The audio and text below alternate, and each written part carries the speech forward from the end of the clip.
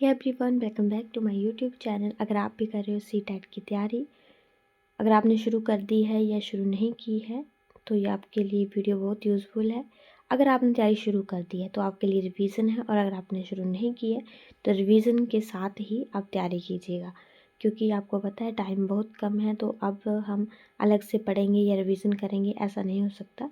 तो आप इसको जो है एज अ रिवीजन या जैसे मर्जी आप ले सकते हो।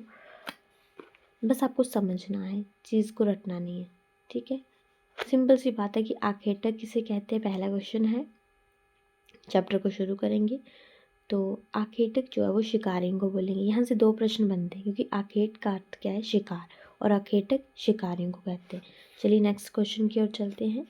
सुलेमान कित्थर पहाड़ियाँ कहाँ स्थित है, तो ये है उत्तर पश्चिम में। इन पहाड़ियों पर सबसे पहले गेहूँ और जौ उगाया गया। देखिए इस तरह का PYQ में क्वेश्चन आया है, मैं आपको बताती हूँ। ये क्वेश्चन जो है वो वैसे तो मेहरगढ़ से रिलेटेड है, उन पहाड़ियों से नहीं, लेकिन मैं ये बताना चाहती हूँ कि इस तरह के क्वेश्चन आते हैं एग्जाम में। देखिए कि मेहरगढ़ वो स्थान था जहाँ लोगों ने पहली बार गेहूँ जौ इन्होंने भी वही उगाया है, लेकिन आप देख सकते हैं कि इस तरह से क्वेश्चन आ सकता है। ये देखिए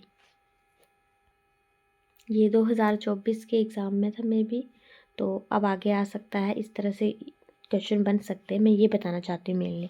चलिए नेक्स्ट क्वेश्चन, गारो पहाड़ियाँ कहाँ हैं, तो उत्तर पूर्व में स्थित तथा विंध्य पहाड़ियाँ मध्य भारत में है। यहाँ पे सबसे पहले चावल उपजाया गया। गारो पहाड़ियाँ कहाँ पे बताई, उत्तर पूर्व में, और विंध्य पहाड़ियाँ मध्य भारत में, और यहाँ पे सबसे पहले चावल उगाया गया। नेक्स्ट है गंगा नदी के किनारे नगरों का विकास कब हुआ, तो 2500 वर्ष पूर्व। गंगा की सहायक नदी सोन, बिहार का प्राचीन नाम मगध।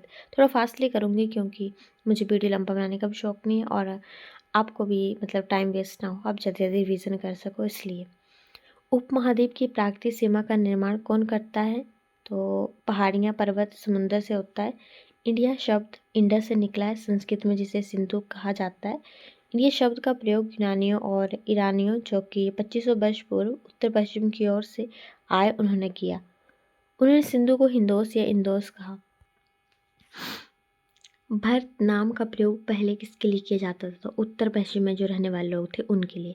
ऋग्वेद 3500 साल पुरानी है। पांडुलिपियाँ क्या है, तो हाथ से लिखी गई पुस्तक को पांडुलिपि कहते हैं। पांडुलिपि शब्द को इंग्लिश में मैन्यूस्क्रिप्ट कहते हैं, जो कि लैटिन वर्ड मैन्यू जिसका अर्थ है हाथ से लिखा गया। पांडुलिपियाँ तारपत्र और भुर्ज नामक पेड़ की छाल से बनती हैं। पांडुलिपियाँ भोजन पर लिखी मिलती हैं, भोजपत्र पर लिखी मिलती है। पांडुलिपियाँ मंदिरों विहारों में प्राप्त होती हैं, और पांडुलिपियाँ पुस्तकों में धार्मिक मान्यताओं का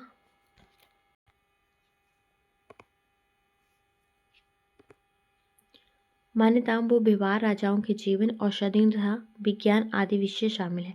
यानी पांडुलिपि में शामिल क्या है, धार्मिक मान्यता, व्यवहार।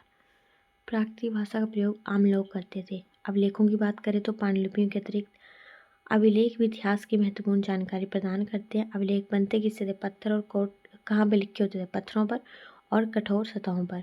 अशोक का 2250 साल पुराना जो एक अभिलेख है वो अफगानिस्तान के कंधार में है। ये अभिलेख यूनानी और आर्माइक यानी वहाँ पे भाषाएं दी जा सकती हैं, और पूछ सकते हैं कौन सी भाषा में, तो आपको याद रखना है यूनानी और आर्माइक में है। अब बात करें लिपियाँ किससे बनती हैं, तो देखो अक्षरों और संकेतों से। हम भाषा का प्रयोग कब करते हैं, बोलते पढ़ते टाइम, वेरी इजी। और मूर्तियाँ अभिलेखों प्लस ईंटों से बनी इमारतों का अध्ययन करने वाली हैं, जो करते हैं उनको बोलते हैं पुरातत्वविद। मूर्तियाँ अभिलेख और ईंटों से बनी जो इमारतों का अध्ययन करते हैं उनको अध्ययन करने वाले को बोलते हैं पुरातत्वविद। मुझे कमेंट करके बताना कि आपने तैयारी शुरू कर दी है या आप रिवीजन के लिए देख रहे हो। इतिहासकार अतीत का अध्ययन करने वाला होता है। इतिहास अतीत की जानकारी के स्रोत पांडुलिपि, अभिलेख, पुरातत्व। इतिहास शब्द बहुवचन है। देखिए मैंने एक एक वर्ड लिया, मुझे ऐसा लगता है कि आप लाइन टू लाइन डालते हैं वो NCERT, तो फिर कुछ छूटना नहीं चाहिए, इसलिए मैंने उस तरह से नोट्स बनाए हुए हैं। वर्ष की गणना ईसाई धर्म प्रवर्तक ईसा मसीह के जन्म तिथि से की जाती है। यानी 2000 वर्ष कहने का तात्पर्य ईसा मसीह के जन्म के 2000 वर्ष के बाद से है। और ईसा मसीह के जन्म की सभी तिथियाँ जो है वो ईसा पूर्व यानी ईसा से पहले के रूप में जानी जाती है। वर्तमान में अंडमान निकोबार द्वीप के अधिकांश लोग अपना भोजन मछलियाँ पकड़कर करते थे। यानी वहाँ का भोजन क्या है, मछली और चावल। शिकार करके फल फूल से करते हैं, जबकि शहरी लोग खाद्य पूर्ति के लिए अन्य लोगों पर निर्भर। तो ये थी आज की वीडियो। आई होप आपको अच्छी लगी। Thanks for watching.